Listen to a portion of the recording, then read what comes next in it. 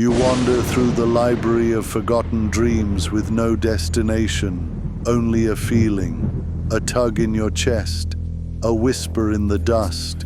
All around you, the shelves rise into infinite darkness, lined with books that should not exist.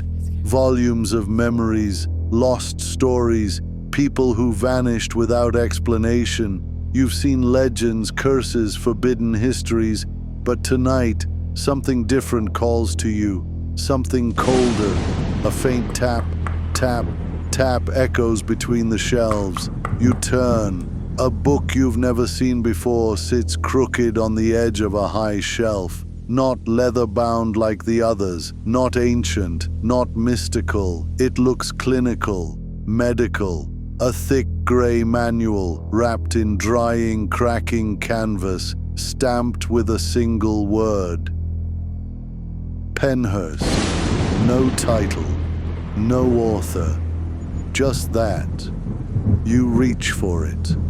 The moment your fingertips touch the cover, the book pulses as if something inside it has been waiting for you. You open it, and the world rips away. Your feet slam onto cracked concrete. A scream tears through the air, not far away, not in the distance, but right behind your ear. High-pitched human, broken. Wind gusts through shattered windows. Rusted bed frames sit abandoned in the courtyard. The moon hangs low, swollen, distorted, as if even the sky avoids this place. You are standing at the front gates of Pennhurst State School and Asylum, and the building watches you like a starving animal. Another scream, another, then a voice, hoarse, male, whispering 3 words. You came back, but you have never been here. You push open the decaying front doors. They groan open reluctantly, as if warning you away. The hallway smells of mold, rust, and something sweeter, something rotten. Your flashlight flickers to life. Its beam shakes. Peeling paint curls off the walls like dead skin. Old patient files are scattered across the floor, their edges yellowed, the names scratched out violently, as if someone wanted them erased from memory. Then you hear it, the dragging, a slow, wet drag somewhere deeper inside the asylum, like something heavy being pulled across the floor. Your heartbeat stutters. You take a single step, and a whisper slithers across the corridor. Don't run. It excites him. A faint giggle travels down the hallway. Tiny, playful, wrong. You turn toward Ward C, the former children's wing. The door stands open. A small wheelchair sits in the center of the hallway, facing the wall. Your flashlight sputters as you approach. A ball rolls slowly across the floor, but there is no one to push it. Then tiny footsteps patter toward you. Fast, closer, then silence. Something tugs your sleeve. You freeze. A cold hand, small as a doll's, clings to the fabric. You don't dare look down. A second hand clasps your wrist. A child's voice whispers, "He hurts us. Don't let him see you." The grip tightens, hard enough to bruise, and before you can speak, the hands vanish. The ball rolls again. But this time, it rolls toward you. You back away, and a tall figure appears at the far end of the hall, unmoving, watching. A doctor's coat hangs from its shoulders, but the fabric is shredded, blackened, fused with the skin underneath. The face is blurred, like a photograph smudged by blood-soaked fingers. It tilts its head slowly, crack, crack, bones shifting. Your breath freezes in your throat. The figure takes one step toward you. The floor trembles, and the lights explode in a shower of sparks. Darkness. Only his voice remains. I still need one more patient. You stumble blindly until your hand hits a metal door. You push through and enter what remains of the experimental treatment wing. Glass jars line the shelves, each filled with cloudy liquid shapes float inside. Not whole, not human. A metal table sits in the center, straps frayed, buckles stained brown. The walls are covered in notes, scribbles carved deep into plaster. Pain reveals truth. Silence the mind.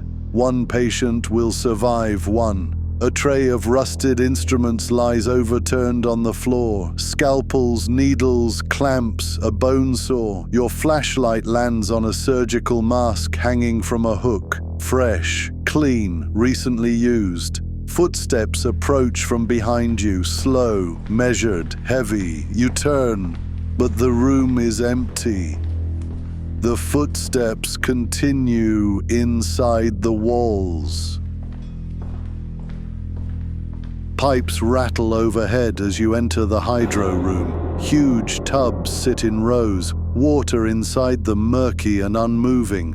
Chains dangle into the water. Some still hold restraints, some sway on their own. Gently, as if disturbed by invisible hands, a scream erupts from one of the tubs. You lurch toward it, but the water is still no ripples, no movement. Then another scream, another tub, another. They echo around you like a drowning choir. The water churns violently. Hands break the surface, dozens of them reaching, clawing, desperate to escape, desperate to pull you in with them. A voice rises above the chaos. Help us! Don't let him drown us again! The tubs slam shut with deafening force. Silence. You descend into the basement. The air turns thick, humid, impossible to breathe. Every patient at Pennhurst spoke of this place, of what the doctor did down here, of the things he kept.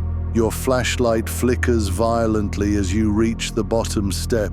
The darkness feels alive. Something brushes your ankle, then scurries away. You sweep the light across the floor, and dozens of empty eye sockets stare back at you. Not skulls, not human.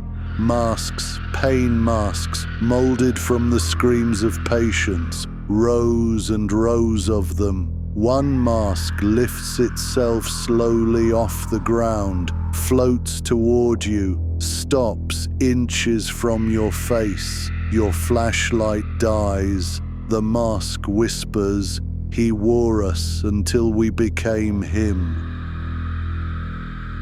You bolt up the stairs, but the door at the top slams shut, trapping you in the black. You hear breathing behind you, slow, steady, hungry. A cold hand closes around your shoulder. You freeze. Warm breath presses against your ear. You're the one I've been waiting for. You turn, a face inches from yours, stitched, twisted, wrong. A mask of mixed flesh and shadow. The doctor smiles with ruined teeth. Let's begin. He raises a scalpel, and suddenly, light. You race through the hallway, lungs burning, the doctor's footsteps hammering behind you. But suddenly, the sound stops. Silence falls so heavy it presses on your skull. You slow, turn. The corridor is empty, but something is wrong. The air tastes metallic, thick, electric. Like the moment before lightning strikes, you hear a wet sound behind a closed door. Slap, drag, slap, drag. You shouldn't open it. Every instinct in your body screams to keep running. But the sound won't stop. You push the door open an inch and freeze. The room stinks of chemicals and rot, tables overturned, cages torn apart from the inside. On the far wall, scrawled in something dark, Not human, not done. Before you can react, something moves under the table. Slowly, deliberately, a limb reaches out. But it isn't an arm. It bends wrong, jointed backward like an insect. The bone visible through stretched, translucent skin. Another limb follows, and then it crawls out. A creature stitched from multiple patients, torso too long, hands replaced with twisted, sharpened bone, jaw unhinged and clacking non-stop as if chewing invisible flesh. It drags itself forward using its elbows, its legs trailing behind like dead weight, its spine arching so violently you hear vertebrae cracking with every movement. You step back. The creature lunges, pulling itself across the floor at impossible speed, its limbs scraping like broken glass. You stumble into the hall, but it follows fast, too fast. Its face shifts as it approaches, eyes appearing and disappearing under its skin, lips forming words that don't belong to any living mouth. A chorus of voices bleeds from its throat. He said we could wake up. He said we could be one. The lights overhead explode one by one. Pop, pop, pop. Guiding the creature toward you, it crawls onto the ceiling with unnatural ease, twisting its head upside down to watch you, smiling with teeth that were clearly taken from different mouths. You run. It scuttles after you, upside down, limbs slapping the ceiling like wet rags. You turn a corner. It follows. You slam open a door. It slams into the wall beside you, still crawling, still smiling, still whispering. Stay, stay, he needs you. Then the corridor shakes violently, the creature recoils, and something yanks it into the darkness behind you. A scream tears through the hall, a bone-shattering snap. Silence. Something massive drags the creature away, limbs scraping loudly as they disappear into black. Only one whisper remains, echoing from whatever took it. Mine. Your blood runs cold. The doctor. He was protecting his work. You sprint toward the exit again, shaking, knowing he's closer than you realized. A gust of wind whips around you, and in a blink, you're back in the library of forgotten dreams. The book snaps shut on the table before you, as if slamming itself closed, but something feels wrong. The air behind you shifts, the shadows tremble. A presence stands just out of sight. You survived the asylum, but it followed you. The doctor followed you.